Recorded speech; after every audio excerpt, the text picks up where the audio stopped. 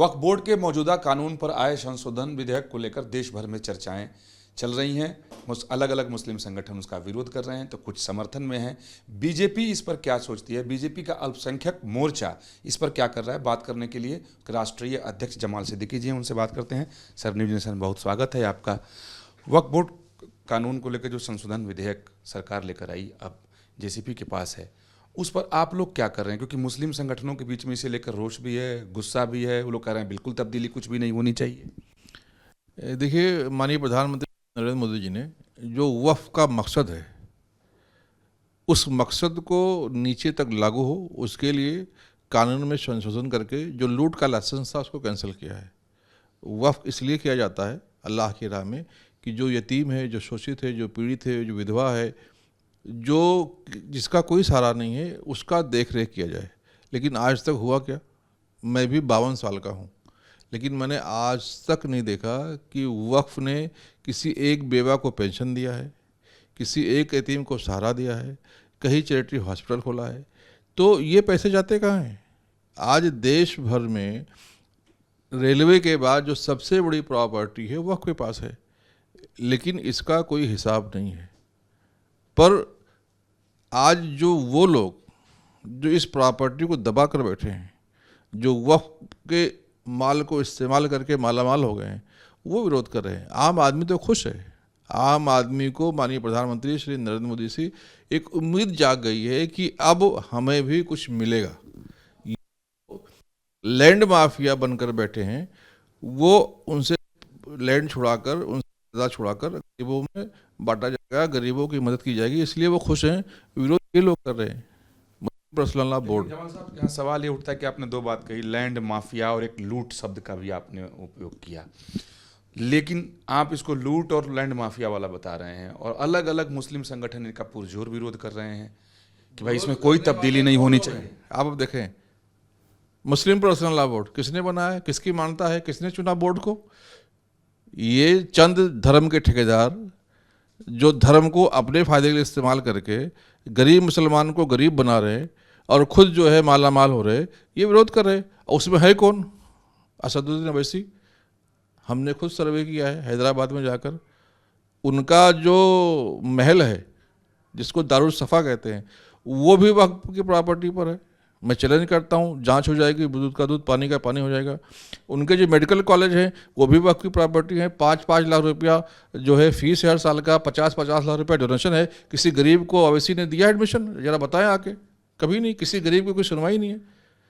जो मौलाना मदनी साहब हैं, 1 रुपये की लीज़ पर उनके परिवार ने होटल ओबराय को दिया था। होटल ओबराय भी लीज़ की प्रॉपर्टी। ऐसे हजारों प्रॉपर्टियाँ ऐसी हैं जो वहाँ बैठे हुए लोग अपने संगठन के नाम पर हमें डराकर और मुसलमानों को गुमराह करके अपना फ़ायदा कर रहे। और सरकार के तरफ से लूट मची हुई थी, उस लूट के लाइसेंस को माननीय मोदी जी ने रद्द करने का काम किया है। यानी आपकी मानी जाए तो इसका मतलब यह है कि जो लोग उससे जुड़े हुए हैं वही लोग विरोध कर रहे हैं, आम मुसलमान विरोध नहीं कर रहे। आम मुसलमान में एक आस है, आम मुसलमान में एक खुशी है, और आम मुसलमान में आज़ादी के बाद पहली बार एक उम्मीद जागी है कि जो ये वक्फ की प्रॉपर्टी जिसके अल्लाह के राह में हमारे पुरखों ने दान किया था, उसका इस्तेमाल अब हमारे लिए होगा, हमें कुछ ना कुछ वहाँ से मिलेगा। ये उम्मीद अब माननीय प्रधानमंत्री श्री नरेंद्र मोदी से जागी है। और प्रधानमंत्री जी ने जो कदम उठाया है, इसको सराह भी रहे, इसकी दुआ भी दे रहे।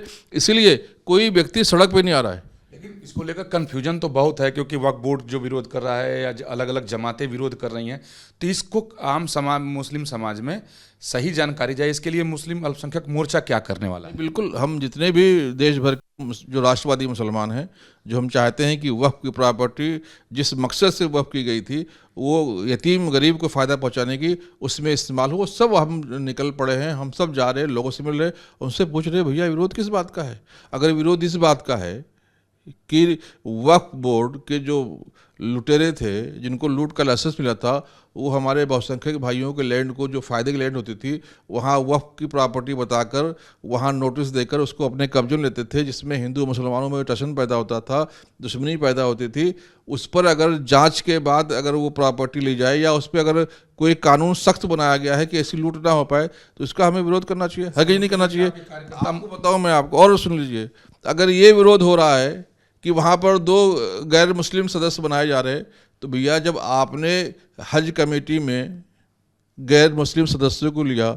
हज कमेटी में जब पिछले कई सालों से जो है सीओ गैर मुस्लिम भाई बन रहे हैं, तो वक्फ में बन जाएंगे तो क्या बुरा हो जाएगा। आज आप दिल्ली में देखें, अभी गौतम गंभीर साहब हज कमेटी के मेंबर थे, अभी जो MP चुनकर आए खंडेलवाल साहब वो मेंबर हैं। कई राज्यों में जो हमारे हिंदू भाई सीओ हैं वो हज का अच्छा काम कर रहे हैं। जब हज का मामला, जो इस्लाम धर्म के 5 पिलर हैं, रोज़ा, नमाज, ज़कात, इबादत और हज, इसमें अगर गैर मुस्लिम भाई हमारे मेंबर बन सकते हैं, सीओ बन सकते हैं, तो ये तो रेवेन्यू का मामला है वक्फ, इसमें क्यों नहीं बन सकते हैं। इसलिए नहीं बनाने दे रहे वो, क्योंकि यहाँ पर लूट जो उनकी बची हुई थी, वो हमारा जो हिंदू भाई है वो लूट नहीं होने देगा, इसलिए विरोध कर रहे हैं। यानी आपके कार्यकर्ता मुस्लिम समाज में जा रहे हैं और या जाएंगे और लोगों को बताएंगे कि हकीकत क्या है, जो तब्दीली होने जा रही है वो किस हद तक फायदेमंद है। 100% हमारा एक एक कार्यकर्ता जाएगा। और अभी तो हमारा संगठन पर भी चल रहा है, अभी हम लोगों के पास जा रहे, उनको भारतीय जनता पार्टी के सदस्य बना रहे। हम ये आइए भारतीय जनता पार्टी में जुड़िए, माननीय प्रधान